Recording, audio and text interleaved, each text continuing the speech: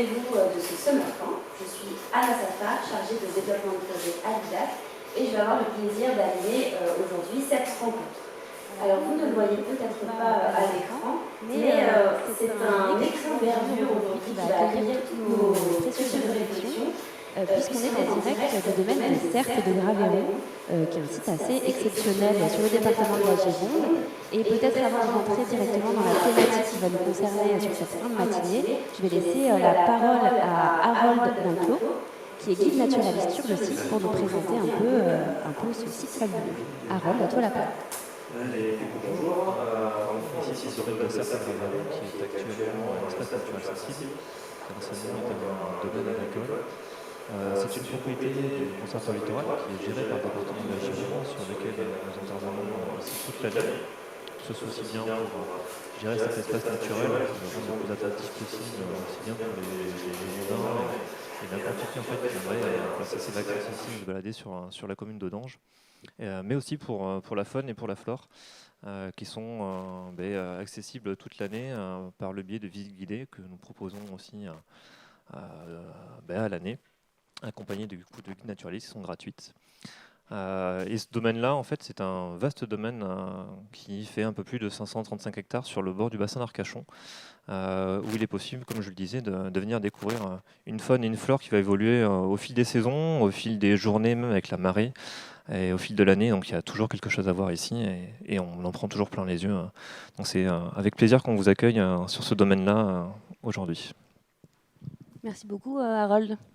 Et on vous invite à venir découvrir ce site incroyable. Alors peut-être pour recontextualiser un peu ce summer camp, c'est vrai qu'on a tous vécu une période assez étrange ces derniers mois, à la fois un rapport au temps différent, où on s'est retrouvé un peu au ralenti parfois, et parfois dans une activité à recaler des choses. Voilà, c'était vraiment très étrange, et puis isolés physiquement les uns des autres, isolés du public, isolés des artistes. Donc voilà, on a beaucoup échangé pendant cette période de confinement, et on a partagé nos doutes, nos réflexions. Et c'est vrai que c'est autour de ces doutes qu'on a eu envie à l'IDAC de construire ce summer camp, autour de 8 thématiques majeures qu'on a identifiées en fonction de nos échanges, et en se disant que peut-être que tous ces doutes pouvaient être fertiles et nous amener vers un renouveau, on l'espère.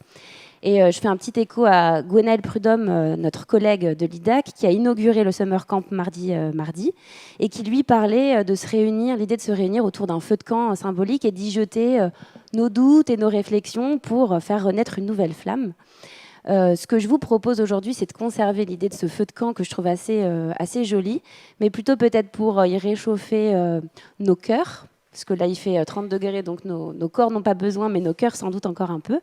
Mais par contre, c'est de ne jeter aucun doute dans les flammes, puisque à la médiation, on adore les doutes. C'est les 3/4 du temps ce qui nous fait avancer le plus. Voilà, c'est ce qui nous permet de bouger nos lignes continuellement, et c'est quand même le propre aussi de la médiation de s'adapter continuellement. Et si on avait dû avoir l'hymne de cette journée de Summer Camp, sans hésiter, je fais un clin d'œil aux araignées philosophes, j'aurais choisi la chanson incroyable d'Anne Sylvestre, J'aime les gens qui doutent, qui est une très belle chanson qui a été reprise dans une des toiles d'Arachné. On en parlera tout à l'heure. Et Anne Sylvestre, je vous invite à découvrir cette chanson, elle dit « J'aime les gens qui doutent, les gens qui trop écoutent leur cœur se balancer. J'aime les gens qui disent et qui se contredisent et sans se dénoncer. J'aime les gens qui tremblent, que parfois ils ne semblent capables de juger. J'aime les gens qui passent moitié dans leur godasse et moitié à côté. » Parce que oui, aujourd'hui, on va sans doute se contredire et avancer très certainement ensemble. La thématique, qui est le cœur de ce Summer Camp, aujourd'hui, qui va nous animer, c'est quel lien avec les publics à l'heure de la distanciation sociale, qui est donc un thème brûlant aujourd'hui, puisque malheureusement, nous ne vous avons pas avec nous en présence, même si vous allez voir que même à distance, vous allez pouvoir réagir et interagir avec nous. Mais voilà, c'est un thème plus que d'actualité. Le principe, pour rappeler les règles du jeu, nous avons sur ce plateau quatre intervenants à qui on va poser 3 questions identiques. Qu'est-ce que la crise sanitaire a changé à votre quotidien professionnel ? comment vous avez tenté d'y répondre et surtout quels petits cailloux vous aimeriez semer pour de futurs lendemains. Vous aurez à tour de rôle 5 minutes pour répondre à chacune de ces questions. Et à chaque fin de tour de questions, on aura un échange avec vous en direct. Vous pourrez poser toutes vos questions, vos remarques. Et vous avez une chance infinie aujourd'hui puisque vous avez une porte-parole en la personne de Clémence Rabre, qui est chargée de l'information et de la ressource à l'IDAC, et qui va être en direct, qui est déjà d'ailleurs en direct avec vous pour vous aiguiller et nous relayer vos remarques. Donc, s'il vous plaît, n'hésitez pas à poser toutes vos questions et vos remarques. Clémence, elle a aussi une double casquette puisqu'elle nous a soigneusement sélectionné des ressources qu'elle présentera. Elle viendra ponctuer nos échanges de ces ressources précieuses et qui alimenteront nos réflexions. Et puis enfin, nous sommes accompagnés aujourd'hui par Tiana Castelnau, qui est juste derrière, qui est notre facilitatrice graphique et qui va extraire en mots et en images nos différentes réflexions. Et pour présenter Tiana, je citerai Sacha Guitry, qui disait « Un croquis, ce n'est pas le début d'un chef-d'œuvre, ni la fin, mais c'en est l'essentiel. » Donc merci Tiana pour cet essentiel que tu vas nous livrer. Et voilà pour la pression.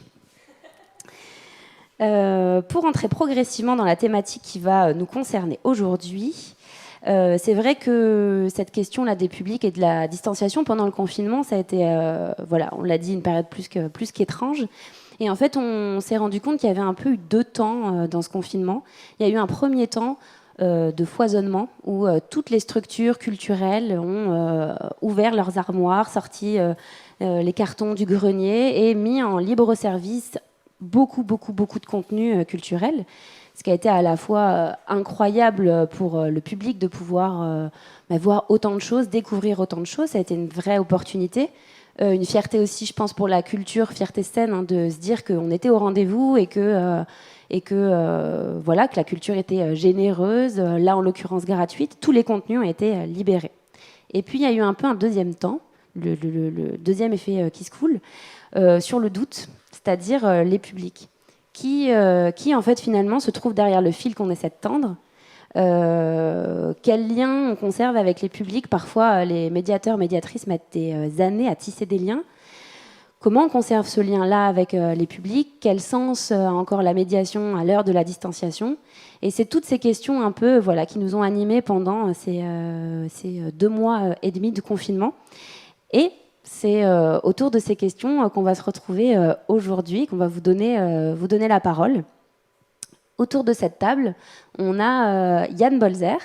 Yann Bolzer qui est attaché au secrétariat général du Carré Colonne Scène Nationale. Plusieurs casquettes aussi, parce que par ailleurs, il est quand même encore un peu médiateur, donc en lien aussi avec les publics.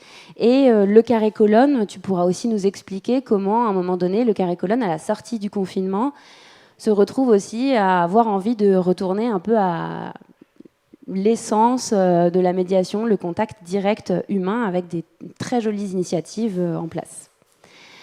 Ensuite, on a Carla Vieuxsant. Carla Vieuxsant qui est donc, je l'ai noté, ouvreuse de possibles, assembleuse, créatrice de liens, autrement appelée référente des actions culturelles et de la médiation pour la ville de Bruges. Et elle nous expliquera aussi comment la ville a réussi à maintenir des actions, notamment avec les crieurs de rue, et comment peut-être ces crieurs de rue ont donné des petits bébés métaphoriques, évidemment. Et enfin, nous avons les araignées philosophes, 2 petites araignées, 2 des 4 araignées philosophes. Les araignées philosophes, c'est une association qui part du principe qu'on peut philosopher à tout âge et qu'on peut jouer sérieusement de la philosophie. Et pour qui, finalement, ce confinement a été un vaste terrain à explorer. Voilà, vous avez mis plein de choses en place et peut-être d'une certaine manière développer des nouveaux publics. Si vous êtes prêts, on va pouvoir commencer. Peut-être, Carla, si tu veux commencer avec la première question, qui est donc toujours avec l'écho de la thématique globale du public et de la distanciation. Qu'est-ce que cette crise sanitaire a modifié à ton quotidien professionnel? Très bien. Bonjour déjà. Alors, nous, c'est vrai que on a eu la possibilité de continuer à être en télétravail et tout en étant eh bien, évidemment désœuvrés puisque éloignés du terrain, donc derrière nos ordinateurs, chez nous. Ça a vraiment été une phase de grosse remise en question, je pense pour beaucoup de monde, mais on a pu repartir sur vraiment des questions de fond, reprendre les définitions des mots réellement de nos métiers. Moi, voilà, tu l'as dit, je n'arrive toujours pas à me faire à la définition du mot médiation qui me parle pas moi dans mon métier. Donc on a vraiment essayé de retravailler à ça. Puis ça a vraiment été l'occasion aussi, je pense, parce qu'on est rentré un peu plus dans la sphère de l'intime de chacun, forcément. Ça a vraiment été l'occasion de se repencher sur, de faire des vrais échanges d'équipe en fait sur ces questions de fond-là, ce qu'on n'a pas forcément le temps et la possibilité de faire d'habitude. Alors, je dirais pas non plus que c'était le confinement a été cette incroyable opportunité. Non, c'est pas ça. Mais en tout cas, nous, c'est ce qu'on en a retiré. Et voilà, on s'est dit, en fait, la médiation, qu'est-ce que c'est ? C'est aussi un soutien, c'est aussi, surtout, le soutien de la création artistique. Mais du coup, dans cette situation-là, quand la création n'est plus, qu'est-ce qu'on en fait ? Est-ce que la médiation est toujours légitime, en fait ? Est-ce qu'elle se doit toujours d'exister ? Ou est-ce qu'elle doit s'arrêter, comme la création, et en fait, soutenir ça aussi ? Et en même temps, on a la problématique d'être un service public. Donc de devoir être auprès de notre territoire, des habitants, et comment est-ce qu'on peut faire en sorte de continuer à essayer de trouver des formes pour être en contact avec les habitants et les habitantes, mais peut-être pas directement par le biais de la médiation artistique en lien avec la création telle qu'on la connaît. Donc on a pu se travailler sur ça, sur comment plus partager, échanger, peut-être plus sur du social en fait, dans cette période-là de pause et pour mieux se retrouver après sur de l'artistique. Donc ça, on s'est recentré sur ça, sur la question de la légitimité, donc, parce que oui, on travaille à ce que chaque personne se sente légitime à avoir accès à la culture, mais en même temps, il y a toute cette question d'espace mental aussi à pouvoir libérer, c'est-à-dire que quand on est dans souvent les publics qui ne poussent pas d'eux-mêmes les portes du théâtre, ils sont en plein de beaucoup de questionnements en lien avec la précarité, les inégalités, les injustices, toutes nos merveilles de société. Et quand cet espace mental-là est pris, comment est-ce qu'on fait pour pouvoir s'ouvrir à autre chose, et notamment à la culture, et quelle légitimité nous on a aussi à devoir leur imposer ça. Donc ça a été vraiment, ça a pris pas mal de temps. Donc on a travaillé sur un juste équilibre en fait, à essayer de trouver notre place à ce confinement-là, qu'elle soit pas trop grande, mais qu'on puisse être aussi une présence, se faire le plus rassurant possible aussi, et voir comment on envisageait la suite pour mieux repenser nos pratiques.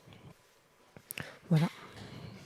Et c'est vrai que la place du médiateur, médiatrice a été beaucoup questionnée, quand notamment le propre aussi, alors dans les structures plus de diffusion, mais c'est vrai que c'est le lien aussi entre l'œuvre et le public, et du coup quand l'œuvre est rendue en libre service, quelle est votre place du coup, et comment on se positionne aussi face à ça, comment on invente peut-être d'autres manières de faire. Yann, est-ce que tu veux poursuivre ? Oui, bien sûr. C'était une grande. Enfin, je fais un peu le remember confinement. C'était effectivement d'abord de la frustration de devoir à la fois annuler une fin de saison, une échappée belle, une cité merveilleuse, plus toutes les interrogations qu'on avait pour la période qui vient. Donc ça a été difficile déjà de devoir annuler. De se dire qu'on n'allait pas accueillir les 4000 enfants qu'on devait accueillir dans l'échappée belle, de ne pas accueillir tous les publics qu'on aurait dû accueillir sur les spectacles et sur ces projets que l'on travaillait depuis des semaines, des mois. Donc déjà, encaisser ça, se rendre compte qu'on fait beaucoup de choses, et essayer alors le confinement a permis peut-être, et encore qu'aujourd'hui, j'ai encore un doute sur le fait de se dire, ok, on ralentit, on se pose, ça a été effectivement, comme tu l'as dit, aussi l'occasion de discuter avec les équipes et du rapport au public aussi, tu l'as dit aussi, de se dire qu'est-ce que le Carré Colonne fait pendant cette période de confinement. Est-ce que l'on communique à tout va ? Est-ce que l'on propose, comme l'on fait beaucoup de théâtre, La Colline à Paris et beaucoup d'autres, du contenu, etc., pour garder ce lien ? En fait, nous, on a décidé collectivement de ne de se dire, ok, les gens, les spectateurs, ont peut-être besoin, eux aussi, de faire une pause et de se dire que le spectacle vivant,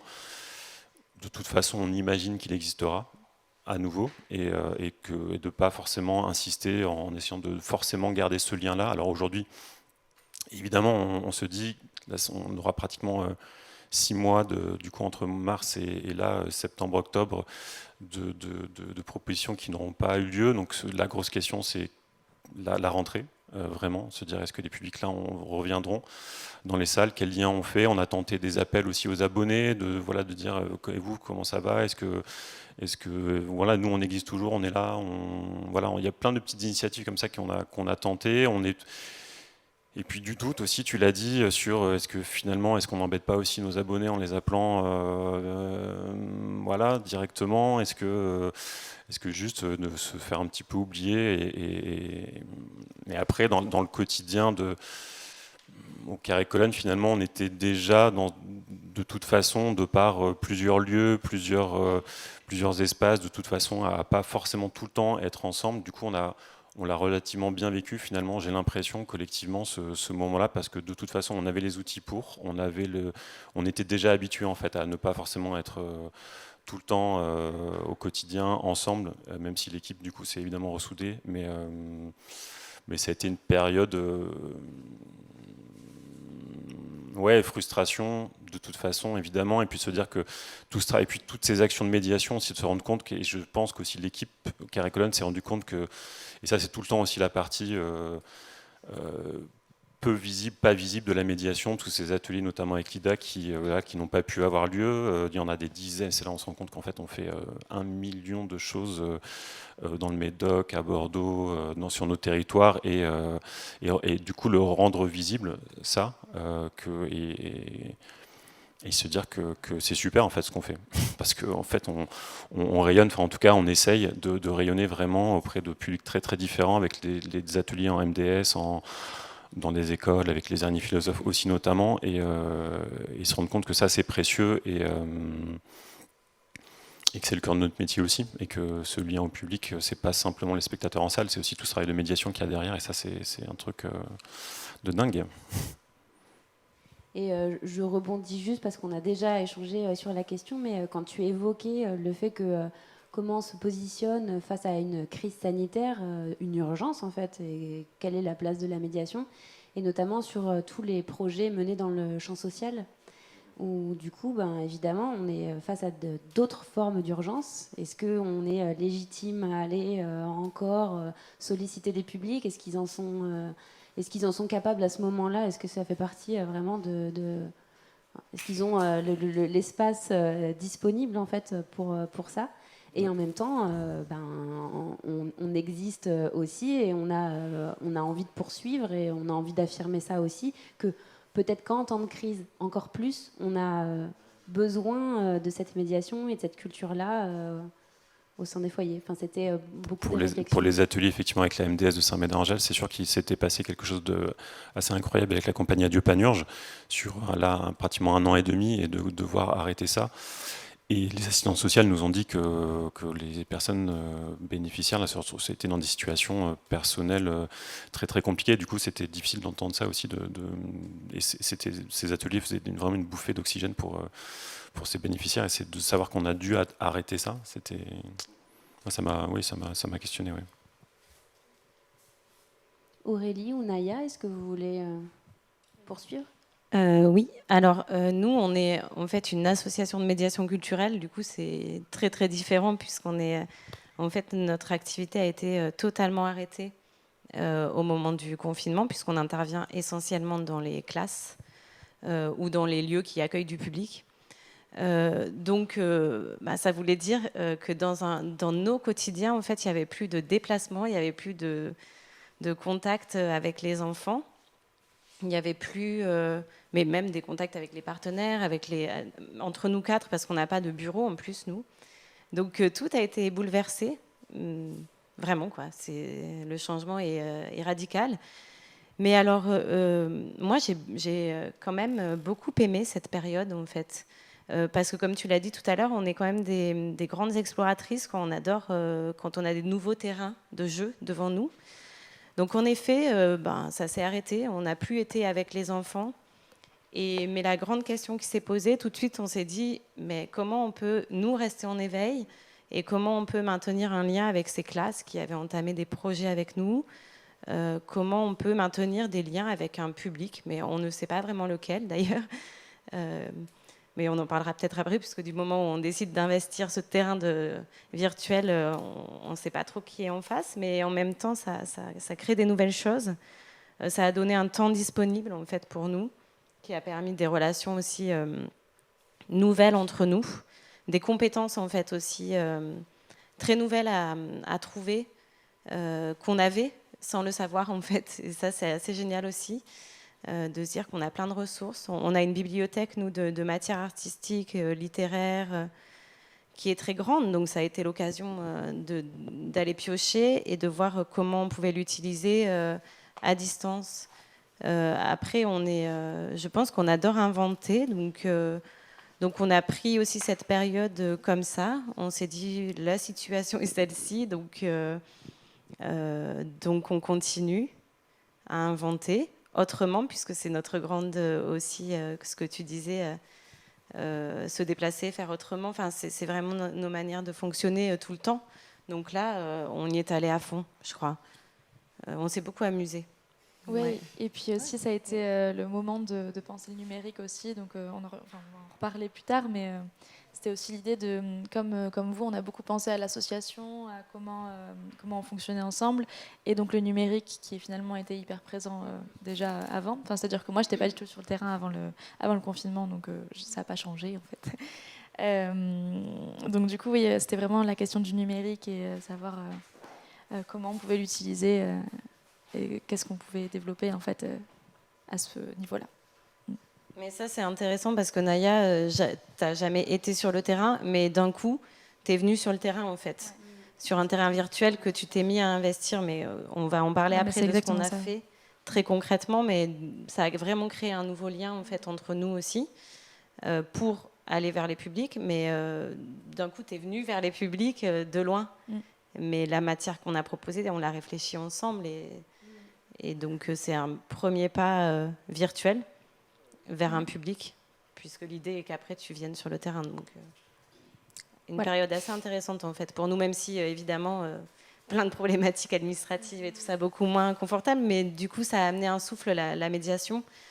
En tout cas nous, médiatrices, par rapport à Laurence Dumas qui est notre administratrice, je pense que le fait qu'on reste active à inventer, ça a été pour elle aussi un souffle de recevoir des newsletters qu'on préparait. Elle adorait en fait les recevoir. Un peu, c'était la surprise aussi d'un quotidien qui était beaucoup plus terne en fait pour elle, je pense. Et après, dans ce que vous évoquez, il y a toujours cette récurrence un peu du temps et le temps qu'on prend pour faire les choses. On dit tout le temps qu'on manque de temps. Bon, au final, on fait plein de choses malgré tout, mais c'est vrai qu'on court toujours après le temps. Et si on doit voir quand même le côté positif de cette période de confinement, c'est que ça nous a ouvert un espace pour se poser des bonnes questions. En l'occurrence, peut-être vous aussi, vous aimez beaucoup lire, et du coup, vous avez été de grandes lectrices pendant le confinement. Mais c'est un temps qui est parfois nécessaire et qui, dans nos vies professionnelles, nous manque cruellement pour parler du sens, en fait, de ce qu'on fait, de pourquoi on le fait, à qui on s'adresse.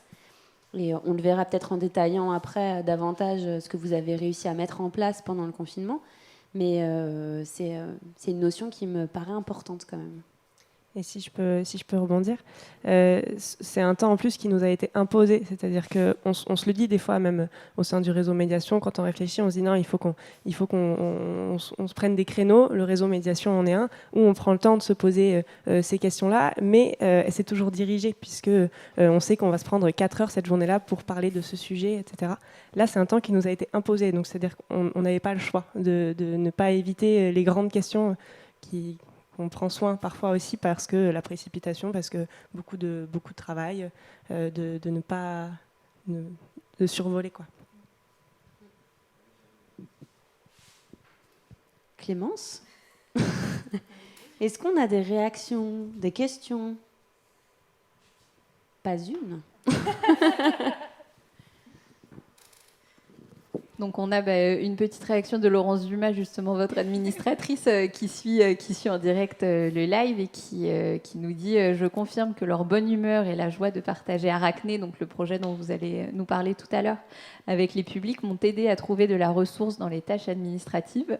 Donc effectivement, votre ressenti était le bon, et ça rejoint aussi des choses qui se sont dites sur les précédentes journées du Summer Camp, le fait que ça a été un temps qui, lui, a été particulièrement dense et compliqué pour tous les postes plutôt administratifs, plutôt de gestion, forcément.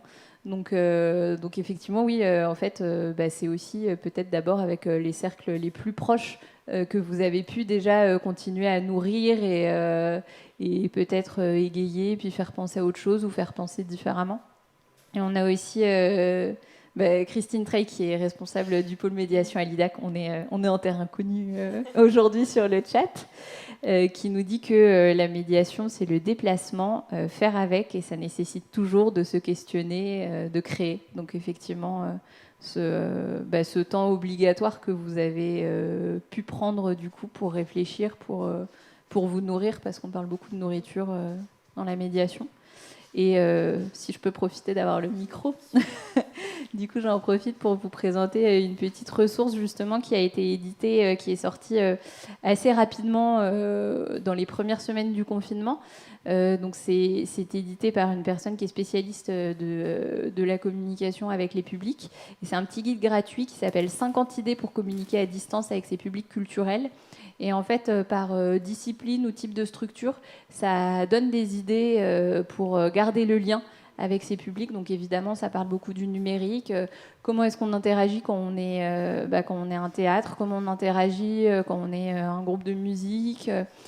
Et ça donne plein d'idées qui ont été utiles pendant cette période de confinement et qui peuvent aussi servir par la suite, parce que je pense que c'est peut-être des nouvelles façons d'échanger qui se sont créées et qui n'ont pas forcément vocation à s'arrêter une fois que les activités pourront reprendre normalement, on va dire, si c'est possible à un moment, on l'espère tout de même. Et peut-être par rapport à cette ressource aussi citée par Clémence, on s'est beaucoup interrogé sur la question du numérique et de la fracture numérique, d'une forme d'inéquité aussi à l'accès au numérique. Et c'est vrai qu'avec cet outil-là, on interroge aussi, nous aussi, notre maîtrise des outils numériques, qui n'est pas forcément évidente. Dans la médiation, on est plutôt plus facilement dans l'aspect très humain, le contact direct. Et du coup, c'est vrai que parfois, on est un peu éloigné de toutes ces questions numériques. Donc, c'est une bonne ressource. Oh, on a une autre réaction. C'est fantastique. C'est très important parce que comme on n'a pas de public, c'est bien de vous avoir en face pour réagir. Donc c'est Anne Reynaud qui nous dit: y a-t-il vraiment une question de légitimité de vos missions lorsque le lien est supposé rompu avec l'art vivant, puisque justement c'est bien à mon avis le sens même de cette mission que de créer cette relation. Donc pour moi, nous sommes plus que jamais légitimes. Plutôt une réaction positive. C'est vrai qu'à la médiation, si on ne fait rien, enfin un médiateur culturel, s'il ne fait rien, il ne se passe rien. Ça, c'est sûr qu'au bout d'un moment, ça finit par se voir, mais c'est plus on va pouvoir, enfin des projets, effectivement, on peut en inventer beaucoup. Après, c'est aussi comme le disait aussi Carla, la limite de trop de projets et de pouvoir vraiment avoir des projets de qualité. Mais le médiateur culturel, il peut en inventer des millions, des projets. Peut-être qu'on peut passer du coup à la deuxième question. Qu'est-ce que vous avez mis en place, tenté de mettre en place pendant cette étrange période pour répondre à ces interrogations-là? Carla ? Allez. Alors, je me suis dit que j'allais peut-être respécifier aussi mon poste et le contexte du service culturel à Bruges, parce que le contexte change beaucoup de choses aussi, je pense. Moi, je suis arrivée il y a donc un tout petit peu plus d'1 an sur une création de poste. en tant que donc, médiatrice culturelle pour le service entier. C'est-à-dire qu'il y a une ludomédiathèque qui va être inaugurée la saison prochaine, et donc un nouvel équipement culturel qui vient s'ajouter à l'école de musique municipale et à l'espace culturel Trelon, qui est la salle de spectacle vivant. Donc ma mission, c'est vraiment de faire en sorte qu'on travaille en service culturel global et que donc on fonctionne en transversalité, tant dans notre programmation que dans nos actions culturelles. Donc je suis arrivée il y a 1 an, ce qui n'est pas une très longue durée. Donc je n'ai pas encore eu l'occasion d'établir des liens avec des partenaires sur plusieurs saisons, d'avoir disons que c'est encore des liens qui sont fragiles. Et donc là, ça a remis beaucoup de choses en question, parce que ce fameux espace mental dont je parlais tout à l'heure, qu'il faut petit à petit réaménager ensemble, et ça prend beaucoup de temps. Là, on n'a pas forcément eu le temps d'aboutir ce projet-là avant. Donc même le contact avec les partenaires a été plutôt compliqué, et ce qui est normal, parce qu'ils avaient tellement d'autres choses à penser. Donc même si on essaie d'ouvrir des portes, de lancer des invitations, d'essayer de penser des projets ensemble, c'est vrai que les têtes n'étaient pas forcément à ça.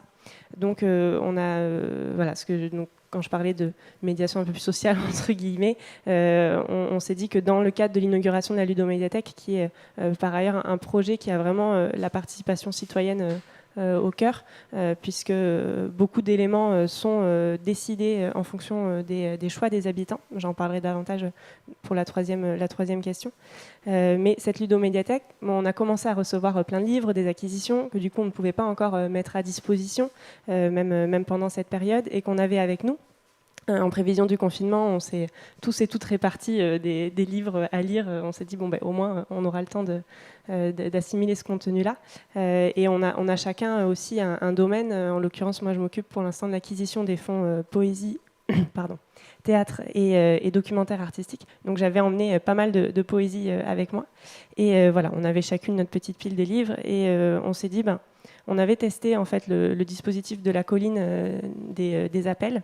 Nous, ça nous avait fait beaucoup de bien, mais en sachant que on était sensibilisés, on avait tout à fait d'autres possibilités pour nous de s'ouvrir à la culture. Mais en tout cas, ça avait été un échange qui nous avait sorti de chez nous, de nos 4 murs, et on s'est dit que, puisque nous avions des livres à disposition, que nous étions amenés à faire des lectures, à échanger des lectures une fois la ludomédiathèque ouverte, que on pouvait au moins lancer cette invitation-là pour les personnes, les habitants qui souhaitaient nous rencontrer en amont, de nous appeler, enfin de s'inscrire, et qu'on les appelle et qu'on partage des bouts de texte ensemble. Donc on l'a fait un petit peu. Évidemment, c'est pas un projet de médiation qui va chercher des publics vraiment non sensibilisés, mais en tout cas, ça nous a permis de faire des vraies rencontres, d'avoir du lien.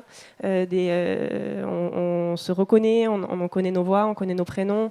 On sait qu'une fois que le bâtiment sera ouvert, on pourra aller chercher ce livre qu'on a lu ensemble. Voilà. Donc ça nous a quand même ça nous a fait beaucoup de bien. Il y a eu beaucoup de sourires au téléphone, et ça a été des vraies ouvertures. Donc ça, c'est un petit projet qui nous a permis en tout cas de sortir de nos bureaux et de nos réflexions propres. Mais pareil, on a surtout en fait repris des dispositifs aussi qu'on avait testés, notamment le dispositif du pôle culture et santé Nouvelle-Aquitaine, le projet Bonjour, qui, je pense, j'ai pas encore eu le temps de la regarder, mais a dû être évoqué à la conférence d'hier, où on s'est dit que, pareil, le CCAS de la ville avait identifié des personnes très isolées, dans l'EHPAD aussi, les personnes n'avaient plus de lien en famille, donc on a proposé aux Brugeaises et aux Brugais d'écrire des lettres à ces personnes-là. On a pu fêter des anniversaires, voilà. Ça a permis aussi une autre forme de rencontre. Et enfin, on a terminé, mais là le confinement était déjà un petit peu plus libre entre guillemets, puisque c'était sur le mois de juin. On a terminé avec donc les crieurs cyclistes, Rémi Labrouche et Olivier Villaneuve, qui lors d'une criée d'ailleurs a lu la chanson d'Anne Sylvestre du début, que j'ai découverte et qui me plaît beaucoup aussi. Donc les crieurs cyclistes, ça faisait sens pour nous de les faire venir, déjà parce que Rémi Labrouche a été très présent sur le territoire cette saison. Il est venu en résidence avec son spectacle Timide et a rencontré pas mal de public. Il était avec nous pour l'inauguration du parc Ozone aussi en septembre dernier, pour la création d'une cartographie sensible. Voilà, il a rencontré beaucoup de public et il sera programmé la saison prochaine. Donc on a ciblé 6 rendez-vous dans la ville, dans 6 quartiers différents, à heure fixe tous les mercredis. Ils sont revenus 5 fois donc sur ces mêmes lieux-là. Et voilà, sur la dernière, on faisait des grands apéritifs de quartier avec les voisins qui assistaient toutes les semaines aux différentes criées, qui ont livré quelques messages qui ont été très touchants aussi de remerciements aux crieurs. On avait des enfants le matin à 11h qui criaient super fort dans la rue dès qu'ils entendaient les vélos arriver. Enfin voilà, ça a réveillé de belles choses. Et puis des rencontres du coup au sein même des quartiers. Après, pareil, je pense que c'est aussi la magie du hors-les-murs qui fonctionne même hors temps de confinement. Je pense que le hors-les-murs a un sacré pouvoir aussi pour commencer à établir des liens avec les publics, les faire venir dans les théâtres. Et c'est aussi une forme de médiation pour ensuite passer l'étape de la boîte noire et de tous les codes qu'il y a derrière. Donc voilà, ça a été plutôt des façons de continuer à se rencontrer, à créer des rencontres, à créer des échanges, mais pas tant d'innovation en termes de médiation artistique finalement, puisque voilà, s'il n'y a pas de création, c'était plus compliqué pour nous. Et on me dit dans l'oreillette qu'on a pas mal de remarques. Donc on a pas mal de retours des personnes qui sont présentes sur le chat, notamment sur la question de l'articulation entre le numérique et puis le lien en présentiel, on va dire, comme c'est un nouveau mot qu'on emploie beaucoup en ce moment. Donc on a le musée Imaginé qui nous dit « Après la sidération, nous avons interrogé nos pratiques et cherché à maintenir le lien avec nos publics. Le numérique a permis cela, même s'il a généré beaucoup de frustration. » Et on a Thomas Krobeck de Adieu Panurge qui répond « Bonjour et merci pour vos réflexions. Comme pour la pérennisation des structures, la solution une semble le numérique, qui est inégalitaire. On ne serait pas mieux à faire plus de liens dans les espaces publics ?» Et donc, pour abonder dans son sens, il y a Anne Reynaud qui nous dit que la nécessaire prise en compte des droits culturels doit amener à prendre en compte les pratiques de chacun. Et le terrain n'est pas forcément vierge, même si bien sûr le lien à la création est vital. On a par exemple Stéphanie Gonzalez qui nous dit « En tant que médiatrice dans un hôpital psychiatrique, le lien est l'élément essentiel de mon travail, pour les patients, pour les soignants. Le numérique n'est pas toujours adaptable avec ses publics. » Donc on parle aussi, Christine Acide nous parle des ateliers danse parents-enfants hors les murs qui ont eu lieu à Bruges. Donc voilà, il y a cette question du numérique qui permet une forme de lien social mais ne remplace pas un lien émotionnel, charnel. C'est Anne Reynaud qui nous dit ça.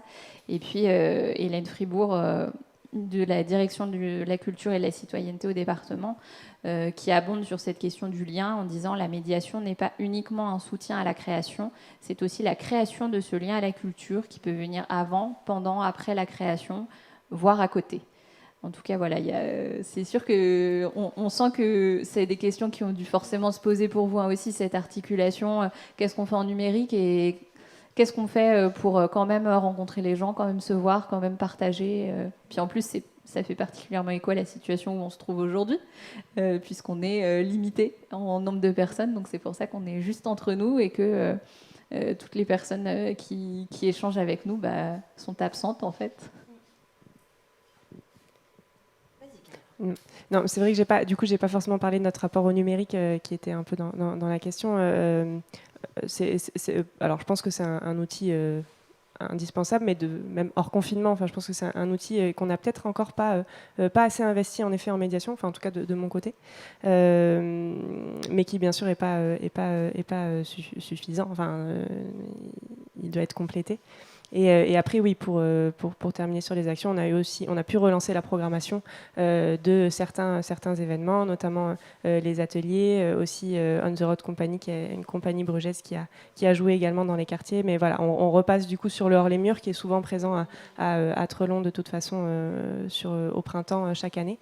Mais voilà, là maintenant, on est repassé sur une phase un petit peu plus normale, entre guillemets, ou en tout cas de projection un peu plus simple. Et peut-être pour rebondir sur toutes les remarques qui ont été faites, et on vous en remercie, Clémence évoquait le fait qu'on ait ce nouveau terme distanciel dont on parle beaucoup. Et moi, je soulignerais aussi que souvent, on disait pour de vrai. À chaque fin de mail, vivement qu'on se voit pour de vrai. Comme si finalement, à un moment donné, le numérique ne permettait pas cette rencontre très intime. Alors on va dire et on va se contredire parce qu'on verra tout à l'heure qu'il y a une autre ressource qui, à mon sens, permet quand même cette rencontre très intime. Donc, c'est, voilà, on dit, on contredit, bon, voilà. Et puis, pour répondre à, je ne sais pas, Anne Reynaud, je crois, non, à Hélène Fribourg, sur la question, est-ce que la médiation, elle est automatiquement liée à un acte de création ? Je pense que les araignées philosophes, vous avez peut-être une autre vision, parce que vous avez un statut différent, vous ne travaillez pas dans une scène de diffusion. Donc vous, peut-être, quelle est votre réflexion là-dessus ? Nous, en fait, c'est ce que je pensais dans ma tête quand tu parlais, Carla. C'est vrai que notre rapport au public n'est pas du tout le même, et puisqu'on n'est pas un lieu d'accueil de public, donc on n'a pas du tout on tisse pas la même relation au public. Et finalement, nous, notre manière de faire de la médiation, elle est faire de la médiation à partir d'une œuvre d'art et d'une rencontre avec l'art. Mais c'est pas forcément à partir d'une création artistique, puisqu'on n'est pas dans un lieu et on n'a pas des artistes à côté de nous qui créent. Après, on accompagne parfois des créateurs et on crée un projet de médiation vraiment qui va suivre leur proposition artistique. Mais on peut aussi, et c'est ça qui était du coup pour nous très facile pendant le confinement, c'est qu'il y a toujours cette bibliothèque qu'on a de matière qui est là dans notre drive là, d'émissions de radio, de musique, d'extraits de livres. Et là, on peut tout le temps aller piocher dans cette matière artistique pour aller la faire résonner. Et nous, c'est vrai que la question du public, elle se pose, mais complètement différemment. En fait, moi, je me suis jamais demandé... Enfin, si, en fait, au départ, je me suis dit, attends, en fait, là, on va plus du tout être avec les enfants. Bon, moi, ça va carrément me frustrer, oui. Et eux, comment on peut être avec eux ? Mais en fait, après, je me suis posé cette question-là, mais après, je ne me suis pas trop attachée au retour qu'il pouvait y avoir des enfants ou pas, parce que les enseignants, ils étaient dans tellement d'autres problématiques, justement, un espace mental, comme tu le nommes, qui n'était pas disponible pour s'emparer des outils qu'on distribuait. En fait, c'était un peu ça. Nous, on s'est dit, en fait, on a envie d'injecter de la joie, de la pensée... lié à ce qu'on vit. Mais après, on ne savait pas trop comment ça allait réagir et comment les personnes allaient s'approprier cette matière ou pas. On a été hyper étonnés, je pense, de retour de certains enseignants. Surtout. Comment ? On ne savait pas qui, c'est-à-dire qu'on a créé une toute nouvelle communauté de gens qui ont regardé cette toile et qui l'ont suivie. Parce que peut-être on va peut-être expliquer. Voilà, vous pouvez préciser ce qu'est la toile d'Arachné ? Tu veux expliquer ? Oui. En fait, la toile d'Arachné, elle part de... Donc c'est une newsletter, on peut l'appeler comme ça. Pour moi, c'est comme un atelier en numérique. En tout cas, moi, je pense plus le fond et Naya la forme. Mais elle est partie de 6 formes, en fait, qu'on a, géométriques, très simples, que des graphistes ont fait pour nous, pour notre communication. Et à partir de ces 6 formes, on s'est dit, bon, ben voilà, on va faire un personnage protéiforme qui sera un dissident du genre. C'est ça que permet l'espace Internet du virtuel, qui est un espace pour moi où on peut tout exploser. Et c'est pour ça que j'y suis très à l'aise, quoi, je pense. Donc personnage, on l'a appelé un gymnaste philosophe, Arachné, qui va proposer aux spectateurs publics qu'on ne connaît pas de vivre une expérience virtuelle en passant par plein de questionnements. Voilà, c'est une newsletter, on peut dire. La toile d'Arachné, on l'a appelée comme ça. Référence aux toiles d'araignée, référence à la grande toile d'Internet. Mais pour ce que tu disais tout à l'heure, outils numériques, maîtrise des outils numériques, moi, par exemple, j'ai aucune maîtrise des outils numériques. Et, bizarrement, dès que là, j'ai eu à faire à ces outils numériques, j'y suis allée à fond. C'est un espace qui, visiblement, correspond totalement au type de médiation qu'on propose, c'est-à-dire qu'il fait résonner plein de matières très différentes. En atelier, on utilise plein de choses différentes, on passe d'un espace à l'autre très rapidement. En fait, sur cet espace virtuel, pour nous, enfin, moi, je m'en suis emparée de manière très très simple, et je pense que toi aussi, si tu veux. On a fait un binôme en fait de création fond, forme. Oui, voilà. En fait, donc moi, je lis les toiles en VIP avant qu'elle sorte. Et ensuite, je m'imprègne de tout ce qui est dit, de tout le contenu. Et en fait, j'en fais, avec ces 6 formes géométriques, j'en fais un petit bonhomme qui se balade un peu dans le contenu et qui le fait vivre aussi. Et c'est assez rigolo parce qu'en général, c'est la première chose qu'on remarque, du coup, les petits arachnés. Et c'est aussi comme ça qu'on rentre dans le contenu et qu'on arrive à avoir le ton rigolo, en fait, un peu le ton joueur d'arachné qui est aussi hyper accentué par la façon dont Aurélie écrit, qui du coup se met aussi en forme, voilà, de façon numérique. Et oui, pour revenir à la facilité d'utiliser l'outil, Mailchimp, c'est vraiment hyper facile, c'est très ergonomique. En fait, il suffit de se plonger un peu dedans et ça se fait assez facilement. Aurélie, ça a été 10 minutes de formation, quoi. Enfin, donc il y a des outils qui peuvent être un peu alternatifs comme ça, qui peuvent nous permettre de faire un pas dans le numérique sans pour autant directement parler de 3D. Enfin, voilà, il y a quelque chose aussi de dédiaboliser un peu le numérique, je pense, qui est important parce que et c'est ce qu'on a fait en fait pendant ce confinement nous, c'est-à-dire qu'on travaillait aussi sur AnaCTD, donc sur un accompagnement à la transformation digitale pour un projet qu'on mène au sein des araignées philosophes. Et donc on a beaucoup réfléchi à l'utilité du numérique, à la création d'Internet. On a lu pas mal de choses sur ce que ça voulait dire en fait, créer une communauté même. Il y a tout ça en fait qui a vachement résonné avec la pratique des araignées, qui pourtant paraissait complètement éloignée de tout ça. Et je pense que c'est important, voilà, de se questionner aussi sur sa pratique et sur finalement comment elle peut se déplacer et circuler entre le réel et le virtuel. Et jamais on n'a parlé de virtuel comme remplacement du réel.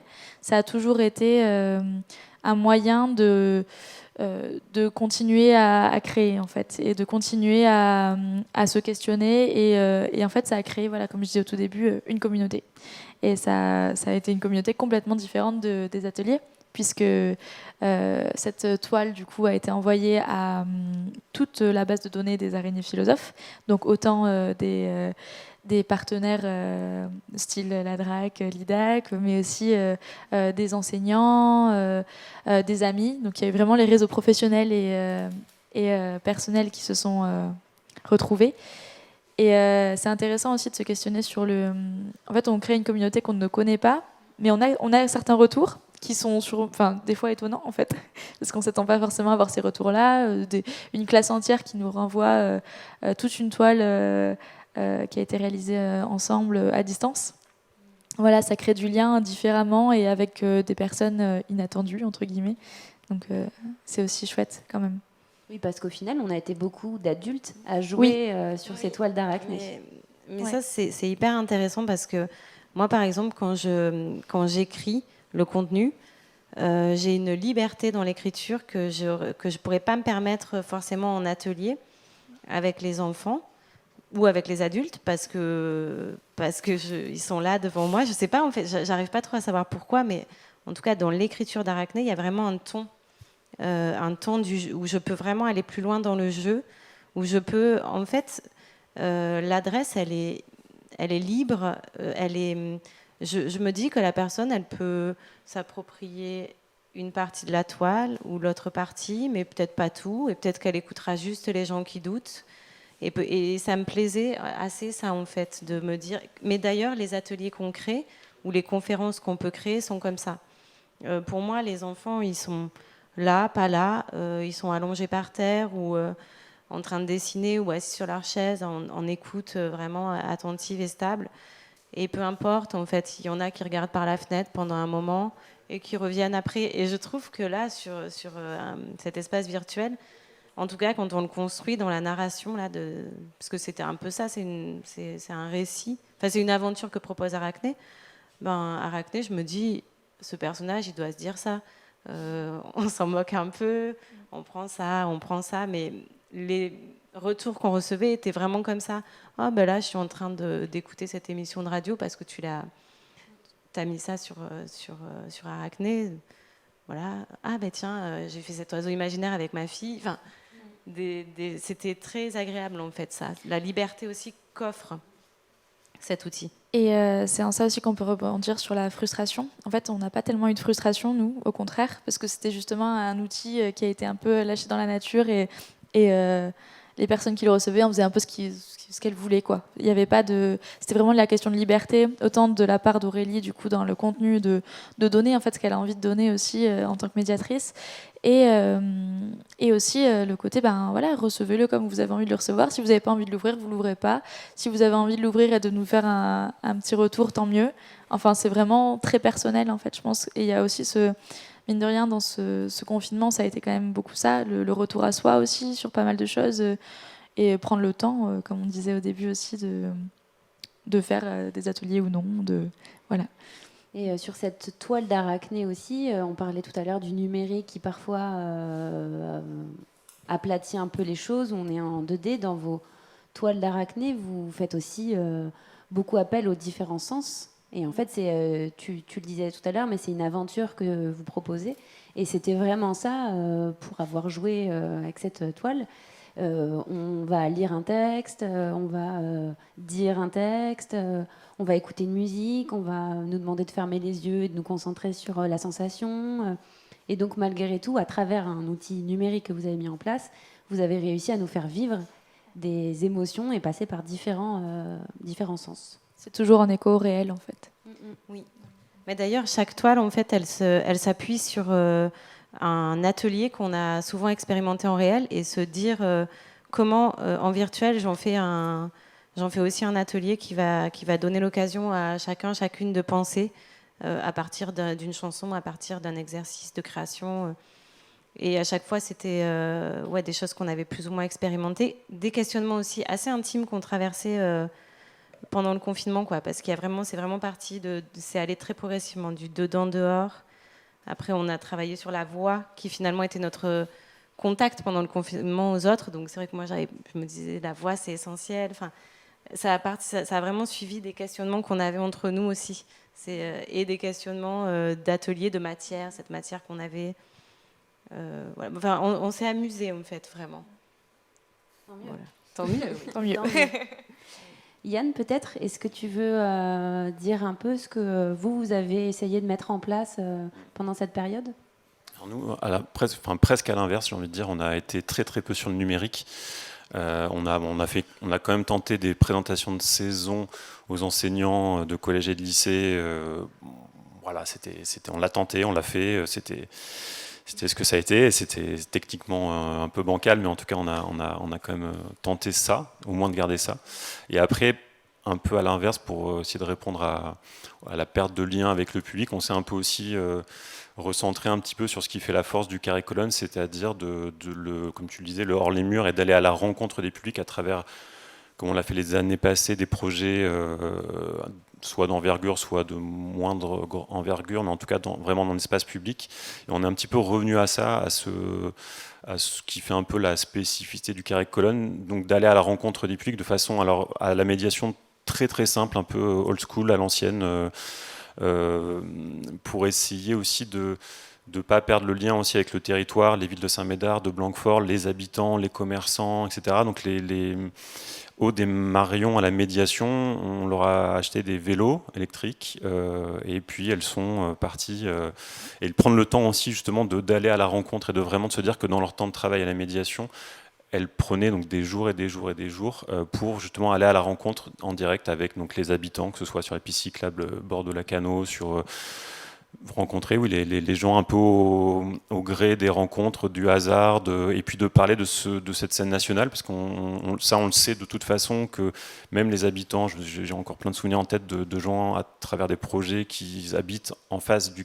Vraiment, je l'ai vu, de se dire ils ne sont jamais... Alors là, on ne pouvait pas évidemment accueillir du public dans nos théâtres, donc c'est vraiment dans l'idée d'aller, si les gens ne peuvent pas venir à nous, on va à eux, et d'expliquer un petit peu ce qu'est ce grand bâtiment parfois qui est juste à côté de chez eux, qu'ils ne connaissent pas, du projet. Enfin, après expliquer ce qu'est une scène nationale, ça paraît un peu ambitieux comme ça, mais en tout cas avec des mots simples, en tout cas de revenir un petit peu à l'essentiel. Donc ce projet-là d'un peu de déambuler à travers les territoires en vélo, etc., etc. Donc il y a eu cette idée-là. Après, un peu dans ce même esprit de montrer aussi que les artistes, il y a un gros soutien aussi aux artistes en les accueillant dans nos murs, pendant que c'est ce fameux projet à court, à jardin au balcon, là, je ne sais pas si on le voit ici, yes, avec ce pantone vert fluo, et Molière qui dit « laissez-moi de grâce respirer ». Voilà, dans l'idée. Alors, en plus, le premier moment était assez beau. Enfin, j'ai aussi souvenir avec Opéra Pagaille le 6 juin de l'équipe du Carré Colonne qui était au balcon avec un texte qu'avait écrit Cyril Jobert d'Opéra Pagaille qui était très très beau, enfin qui est toujours très beau.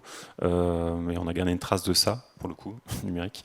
Et c'était la première étape de l'idée de montrer au balcon chaque samedi à Blanquefort et à Saint-Médard que les artistes sont là, ils sont présents, et d'aller aussi au devant de ces publics qui sont sur leur marché, qui font leurs courses tout simplement, et puis des petits moments comme ça de poésie de 2, 3, 10 minutes, 20 minutes pour montrer que les artistes sont au travail, sont là, que le théâtre ne les a pas oubliés. Donc c'est eu cette initiative-là qui est toujours chouette parce qu'elle n'est pas finie.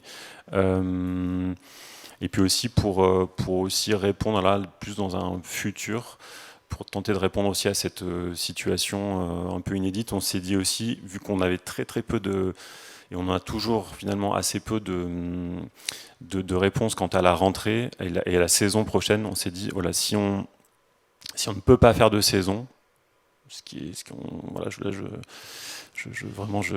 serait le pire du pire du pire, mais si en tout cas on ne peut pas non plus faire de début de saison, c'est comment on fait quand même pour proposer des formes artistiques. Et dans ce cas-là, on s'est dit, on va aller dans les établissements. Enfin, je pense vraiment, là, pour le coup, sur le jeune public, on s'est dit, qu'est-ce qu'on fait si jamais on doit, au lieu d'une classe qui venait en bus, elle a besoin de 2 bus pour venir chez nous, donc financièrement, ça ne passera pas.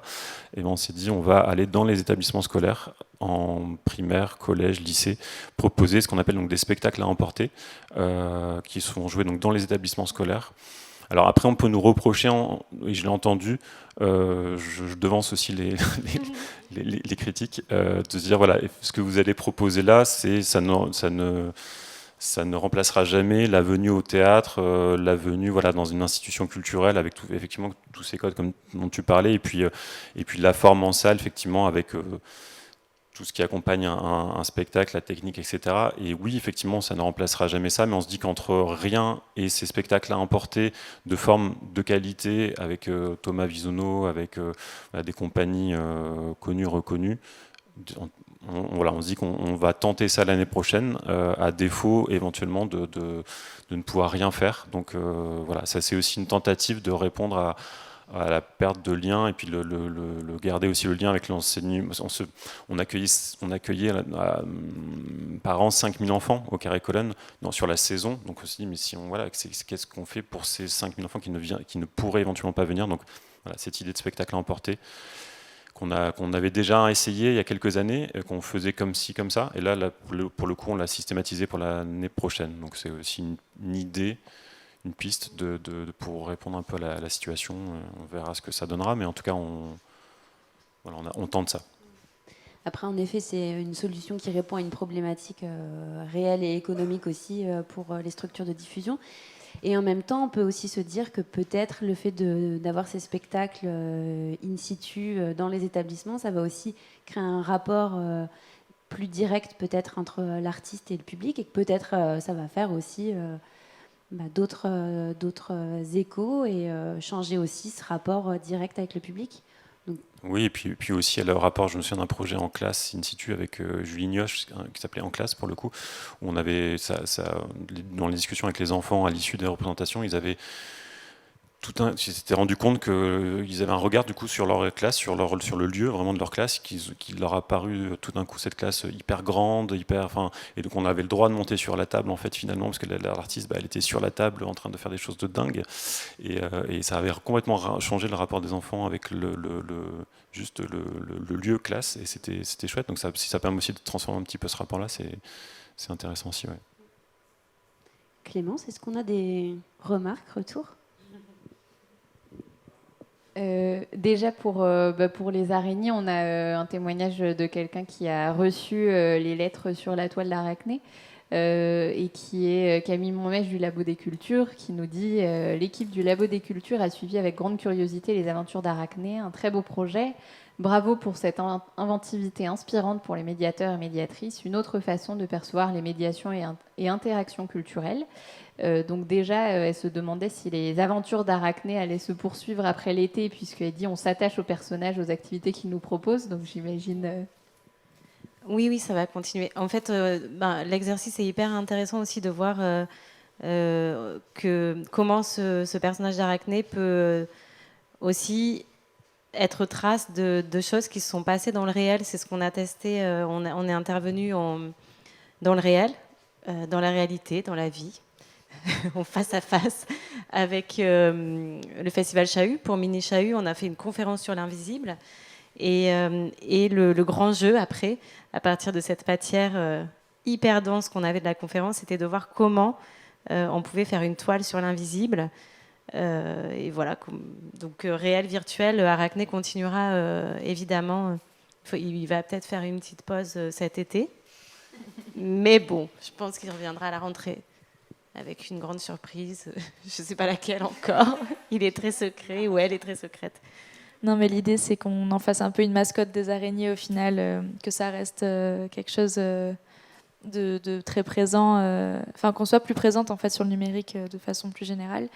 Et avec un projet, donc le même projet dont je parlais tout à l'heure, on a aussi l'idée de développer une plateforme numérique, donc pourquoi pas essayer de développer d'autres mini-arachnées, des moukas. Non, mais c'est assez intéressant parce qu'en fait, nous, le fait qu'on n'ait pas de lieu, je pense que c'est peut-être aussi un autre lieu là qui est offert pour nous, un lieu possible, un lieu des possibles aussi, parce qu'en fait c'est tout ça quoi, pour nous le virtuel. Et peut-être le fait de ne pas avoir de lieu, ça fait qu'on peut investir ce lieu qui n'existe pas, mais qui existe d'une manière assez libre en fait. Enfin, et ça c'est. Moi je travaille beaucoup sur ça dans les ateliers de médiation. Je me dis toujours que le but est de créer un lieu autre dans la réalité. Et finalement, le virtuel, c'est ça. On pourrait dire que c'est ça. C'est peut-être pour ça que nous, on est très à l'aise. On a été à l'aise, je veux dire, sans avoir de formation sur le numérique. On y est allé, voilà. Et avant de passer à des questions qui sont peut-être plus adressées à Yann, donc encore une question pour vous, les araignées philosophes. Donc c'est Léa Vendée qui nous dit top les remarques des araignées sur la liberté de chacun de s'approprier les contenus numériques. Mais si l'on n'a pas de retour, c'est un peu difficile de savoir comment le public l'a reçu. Connaissez-vous les moyens de créer l'interaction ? Connaissez-vous les moyens de créer l'interaction, de récolter des retours ? Je pense, oui. Nous, on en a eu par email, on mettait tout le temps nos adresses et on a reçu des dessins, des créations d'enfants, ou après c'était aussi des mails. Oui, beaucoup par mail, on fait des retours. Oui. Après, je pense que le contexte du confinement était un peu particulier, donc au niveau des retours, c'était peut-être aussi un peu particulier. Mais si on est toujours dans l'idée du relais entre le réel et le virtuel, il y a aussi quelque chose qui peut peut-être se mettre en place dans les ateliers et aussi en virtuel, c'est-à-dire essayer de faire écho entre les deux. Ou en fait, on ne sait pas encore vraiment. On avait discuté, Anna, on a peut-être même développer une newsletter entre deux pour avoir des retours quand on en parlait. En fait, il n'y a pas de... C'est difficile de susciter l'interaction et on ne peut pas forcer quelqu'un à nous faire des retours. On le propose et s'ils ne le font pas, c'est qu'ils n'en ont pas envie. Après, moi, j'aime bien me dire que de toute manière, quand on est en acte de médiation, il y a plein de rebonds qui se font qu'on ne connaîtra jamais. Il y a beaucoup de choses qui nous échappent. Il y a aussi, moi j'ai vraiment le plaisir d'offrir en fait des contenus, de les laisser circuler, mais ça circule en fait. Merci du coup pour cette réponse. Oui, effectivement, je pense que la médiation se fasse par un biais numérique ou en présentiel. Effectivement, l'idée, c'est quand même de créer quelque chose chez les gens. Et ça, après, vous n'en êtes plus maîtresse et puis ça vous échappe. Et tant mieux, en fait, ça appartient aux personnes. Donc Yann, tout à l'heure, tu parlais du fait que le Carré Colonne a décidé quand même assez rapidement de ne pas investir trop le numérique, justement, contrairement à ce que vous avez fait vous, mais plutôt de rester sur le terrain. Donc la Smart Company nous dit effectivement le numérique peut permettre le témoignage, le partage d'aventures artistiques, mais il ne peut remplacer l'expérience de ce lien entre la création et les publics. Donc ça rejoint ce que tu disais. Et on a une question d'Anne Reynaud qui nous demande en quoi les spectacles à emporter ou les présences au balcon sont-ils des actions de médiation ? C'est plutôt une forme de présentation, de représentation, ou alors cela voudrait dire que forme artistique et médiation se confondent. Waouh. Oui, effectivement, là je parlais plutôt, je prenais l'exemple de Aude et Marion là, sur leur vélo. Après, sur ces formes comme ça, je voulais aussi en parler parce que c'était dans la question de répondre un petit peu à la situation. Après, oui, sur les spectacles à importer autour de ces spectacles-là, tout un tas d'actions seront mises en place avec les établissements scolaires, etc., etc. Donc ça, effectivement, on peut pas dire en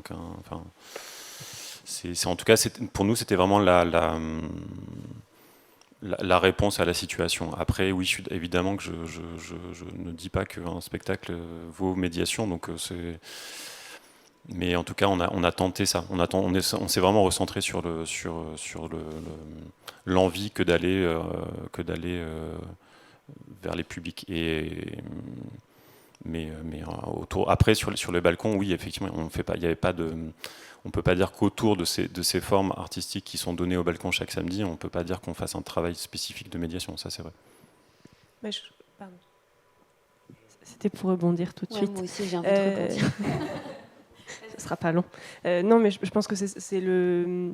Je parlais tout à l'heure du pouvoir du hors-les-murs et je crois que c'est ça, c'est qu'en fait à partir du moment où on sort du théâtre, on crée un autre lien et on peut inviter petit à petit à revenir dans le théâtre à rentrer au théâtre avec nous, mais c'est pas en effet une action de médiation en soi, mais ça, de fait, ça a quand même une force qui rejoint nos objectifs, en tout cas en médiation. Et je crois qu'il y a une attention aussi, c'est quelque chose sur lequel il faut prendre beaucoup de recul à justement pas essayer aussi de faire de l'artistique médiateur. C'est toujours un équilibre à trouver qui est assez délicat entre toujours valoriser des créations, mais ne pas faire non plus des commandes de médiation un peu artistique. C'est un équilibre assez complexe à trouver. C'est intéressant pour nous parce qu'en fait, pour le coup, nous, on se situe vraiment, on défend vraiment la médiation comme une création. Alors, peut-être pas une création artistique, ou je ne sais pas trop comment on pourrait, mais en tout cas, pour nous, l'espace de la médiation, on a choisi de l'investir comme la création d'une expérience, en fait. Enfin, on essaie de l'investir comme ça. Mais, encore une fois, on n'est pas, vraiment pas... du coup, je me rends compte en vous écoutant qu'on n'a pas le même rapport au public, on n'a pas les mêmes presque missions. Oui.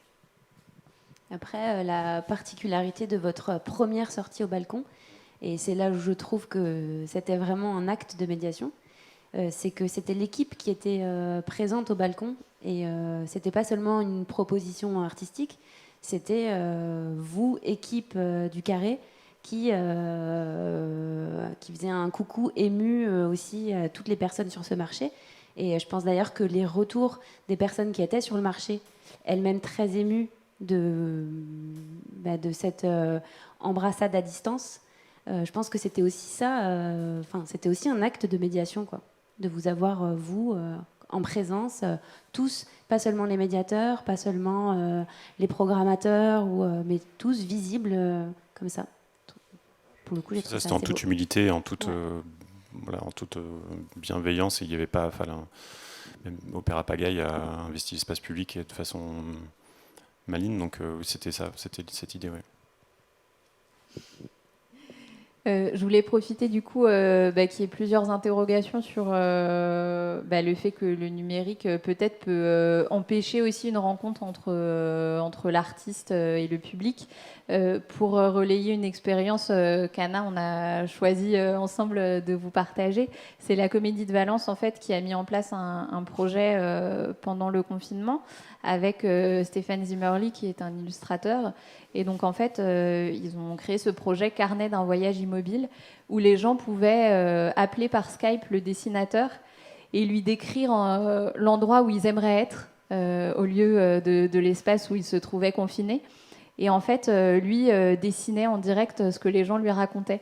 Donc ça a formé toute une série de vidéos comme ça dont on va vous mettre le lien sur le chat. Et là, pour le coup, en fait, le lien, il se crée grâce au numérique directement avec l'artiste et il aboutit directement à la production d'une œuvre. Donc c'est un format de création participative que nous, on trouvait intéressant avec Anna et qui montre que le numérique, c'est aussi une passerelle nouvelle, différente, comme vous, ce que vous avez pu faire, les araignées. Parce qu'en effet, c'était une proposition très liée à l'intime, où pendant 1 heure, ils étaient vraiment dans une intimité, une petite bulle, une parenthèse numérique. Et puis parce que les personnes se livraient aussi sur le lieu idéal. C'était à la fois très intime, parfois dans la vidéo que Clémence va vous relayer, on voit une personne qui est dans le garage de son père. Enfin, il y avait des choses très, très jolies. Et ça pose en effet la question, on l'a un peu évoquée tout du long, mais la question de la participation à distance. Souvent dans les actions de médiation, les projets de médiation du moins, on s'interroge beaucoup sur comment les publics vont participer, mais vont pouvoir aussi peut-être colorer un peu les projets, modifier un peu les choses et nous amener peut-être à un autre endroit. Comment à distance on peut mettre en place cette participation et cette couleur nouvelle au projet. Et donc peut-être ça nous amène sur la 3e question, celle des petits cailloux que vous aimeriez semer, le nouveau chemin que vous aimeriez emprunter pour les lendemains chantants. Qui veut se lancer? Allez, les araignées. Allez. Les nouveaux chemins, vas-y si tu veux. On l'a beaucoup mentionné déjà, mais l'idée de garder le numérique avec nous et dans la pratique des araignées, en fait, et de le développer un peu plus, je pense que c'est un des petits cailloux. Vraiment penser le lien entre le virtuel et le numérique, le virtuel et le réel, pardon. Encore une fois, c'est important. Et on a donc l'idée de l'espace autre que toi t'aimes beaucoup, que tu veux peut-être développer.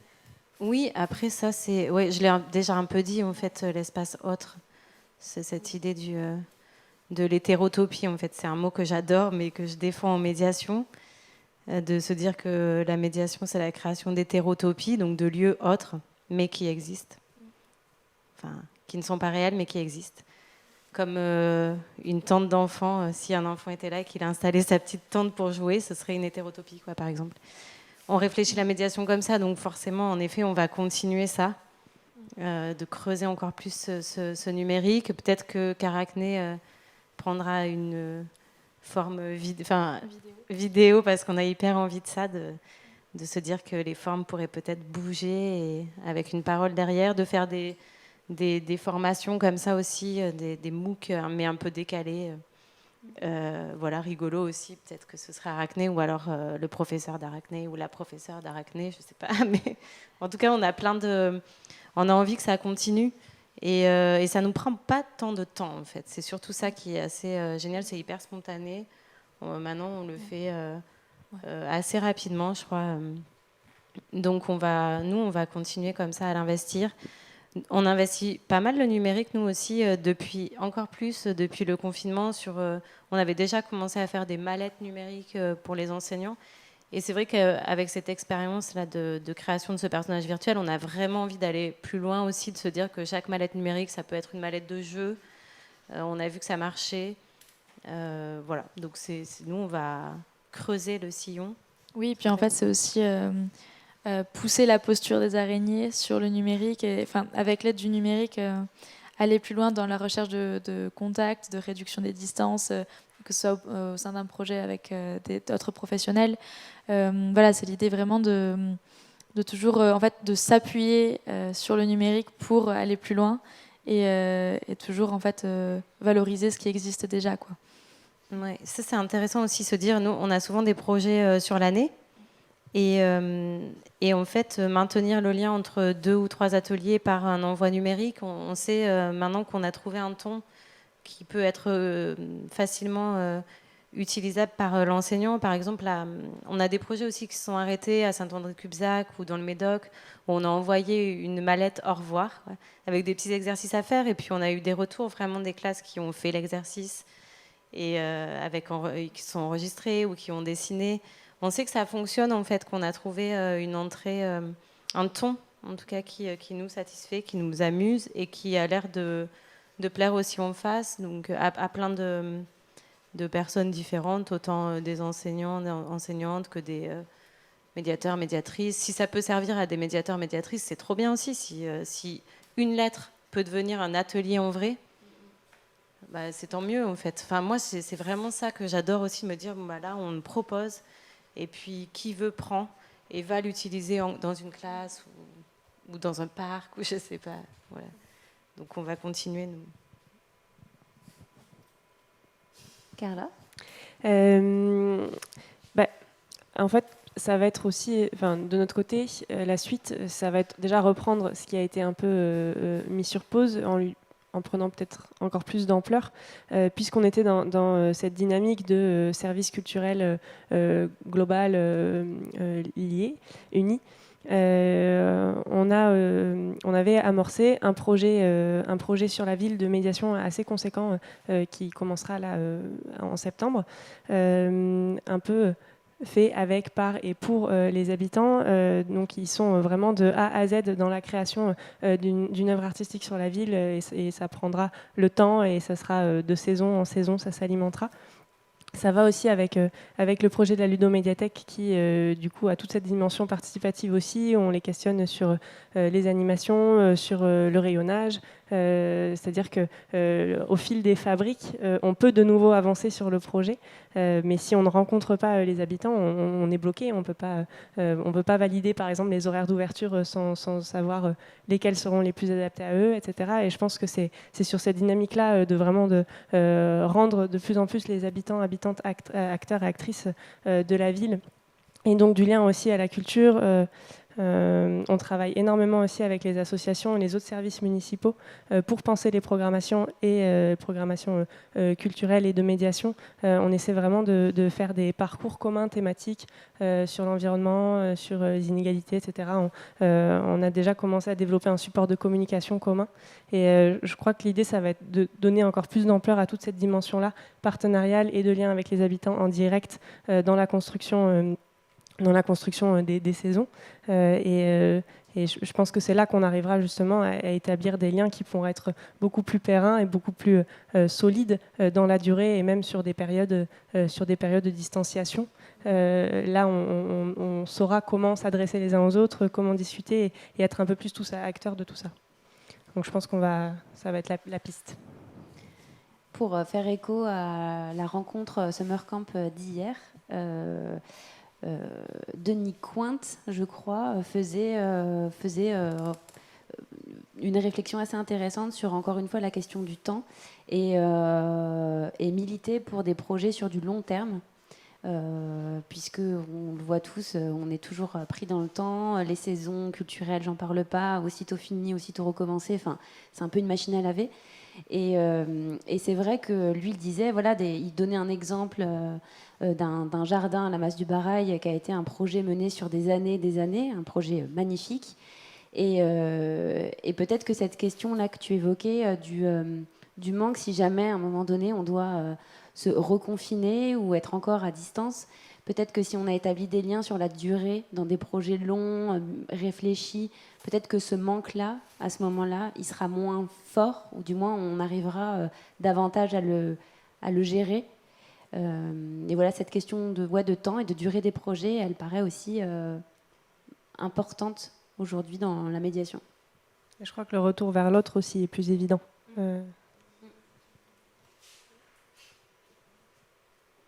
Yann ? En tout cas, Yann, tu fais...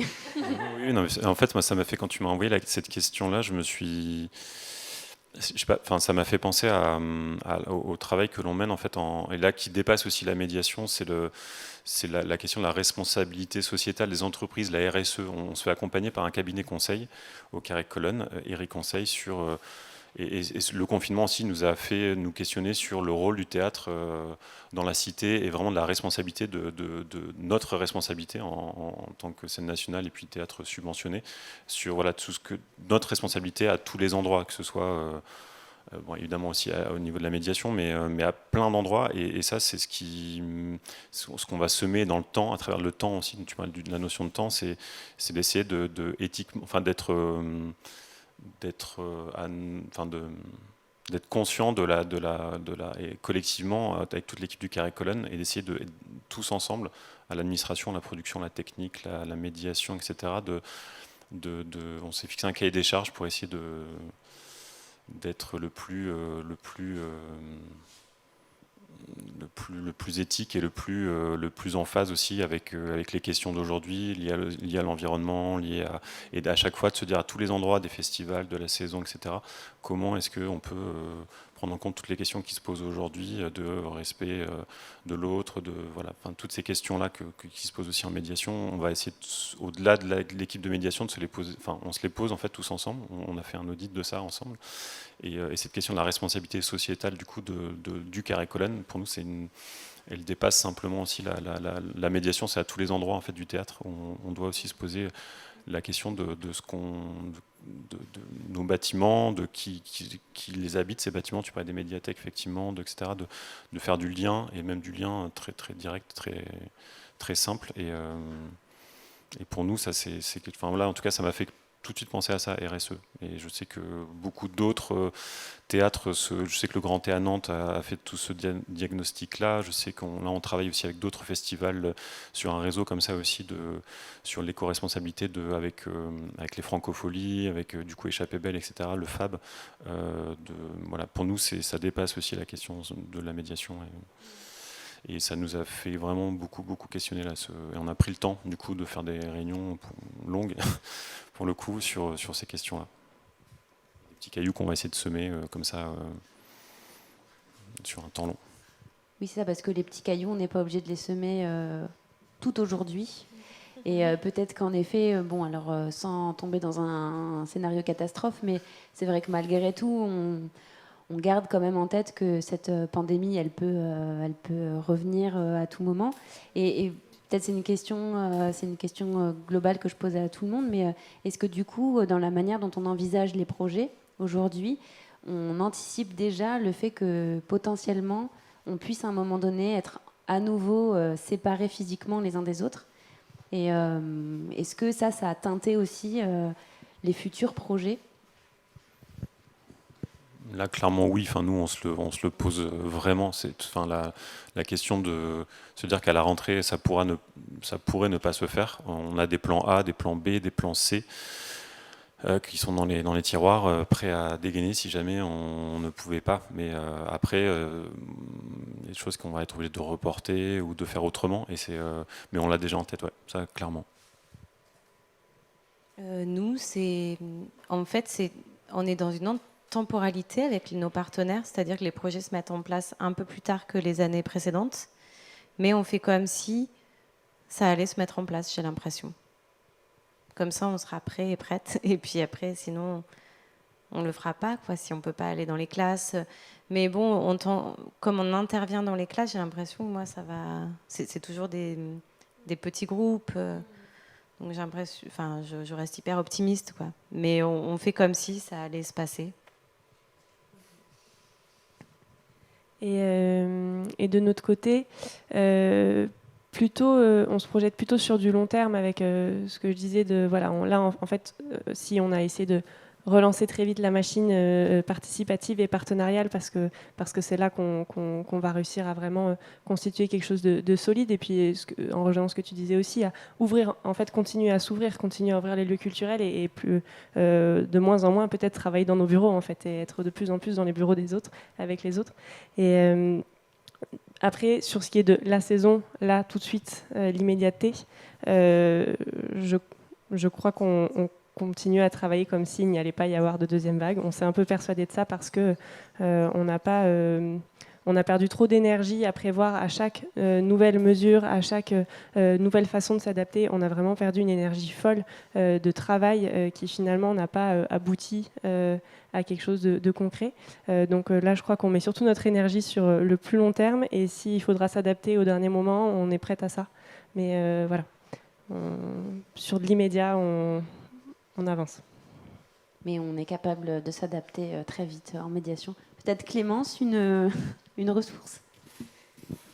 Nos voisins, les Québécois, on réfléchit ensemble entre professionnels du jeune public notamment, donc du spectacle vivant à destination du jeune public, sur comment faire vivre les arts vivants en temps de pandémie à destination des jeunes. Donc ils ont fait ce qu'on appelle un design sprint. Donc ils se sont réunis pendant quelques jours pour réfléchir ensemble. Et ils ont abouti à 10 prototypes des types de projets, donc des parcours danse pour les tout petits, des performances dans la nature, des mallettes aussi à destination de la petite enfance. 10 prototypes qui sont présents sur un site qui s'appelle Sprint Créatif et dont le lien sera remis.